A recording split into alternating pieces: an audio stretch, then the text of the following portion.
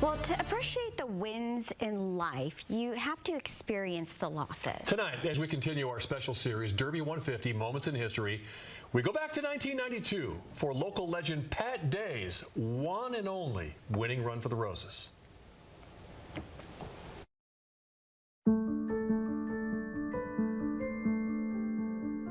Not many jockey statues at Churchill Downs. In fact, not any. Until Pat Day put up 8,803 wins. I come down here and walk around this room now and I look at this and go, wow, did that really happen? More impressive than a statue is the museum-sized trophy room at Pat Day's house. And this isn't all of it. We got a room in the back plumb full of some other stuff. The winner of 12 Breeders' Cups, 9 Triple Crown races, and almost every major race in the world only has one of these trophies, but it's more than enough. Where does the Derby win rank in all this stuff? The top. Top. The top, yeah. Yeah. To understand why, you have to take a trip around the track with me to learn the rest of the story. The jewel that eluded Pat Day was right here on his home track, where he remains the all-time winningest rider. He came so close so many times. 1988 on 49er. And down the stretch they come. Winning colors in front. Here comes 49er on the outside. Lucas and Stevens. It's a driving finish. Winning colors by a head. Second place. Coming off the turn, I thought I had her. I mean, I've set 49er down and, his back dropped this much and he went to reach and up. The next year, 1989 on Easy Goer. Coming to the finish of the Derby. Sunday Silence wins this Derby by 2 lengths. Second place again. He just never, he didn't have any confidence in the footing. He wouldn't extend himself. Easy Goer was a better horse than Sunday Silence. The next year, 1990, Pat got to choose between Summer Squall and Unbridled.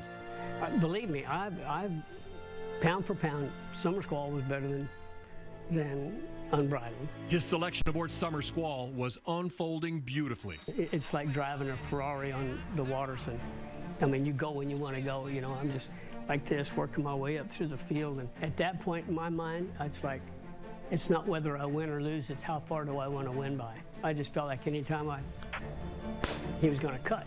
But turning for home, something happened that Pat didn't understand until he watched the race replay. Unbridled on the outside and Summer Squall at the rail. And down the stretch they come.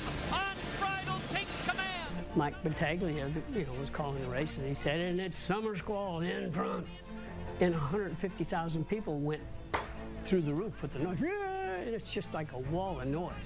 It just broke his concentration. You might think Pat Day's concentration and spirit would be broken after second place again for the 3rd year in a row.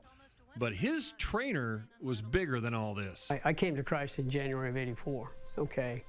And that really, it just set me on the rock. I mean, it allowed me not to get too excited when I won, too depressed when I lost. It really leveled off my life was a roller coaster ride before, and my whole attitude was dependent upon my last performance.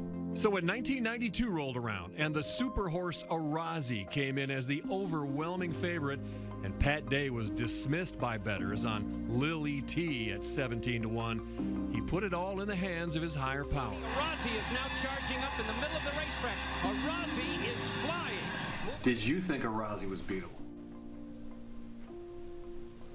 Well, I've learned that if you're in them, you can win them. Horses, and down the stretch they come. Lily T on the outside with Pat Day takes command. From the 8th pole to the wire, every jump, this feeling just started building within me, and when I crossed the finish line in front, it was just, indescribable, indescribable. Lily T wins the Derby by 1 with Pat Day aboard. If I thought the feeling was at the ceiling, it was just a little bit north of the moon. I mean, it just totally blew me away.